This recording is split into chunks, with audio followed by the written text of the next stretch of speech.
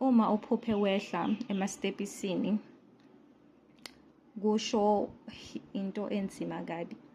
Kusho ukuthi ubuyele emuva noma ukuyehla, kusho ukuthi akunanqobelela phambili ngoba usuke ungayiphezulu, usuke ungayiphambili, usuke uyehla.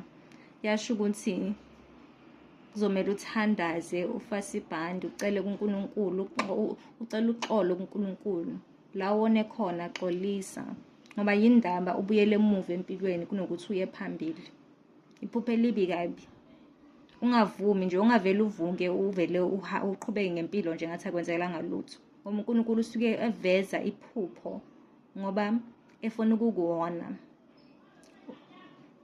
efuna ukukuwona ukuthi nakho okuzayo, nazi iy'nhlelo ezezitha zakho. Usuke eveza ukuthi uphaphame, ukhuleke, uqine edolweni, uqine eBhayibhelini.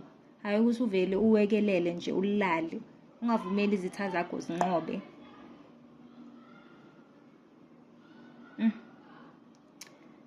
Seningangitshela-ke kuma-comment section ukuthi niphupheni, like-ani video yami, subscribe, khulumani nami.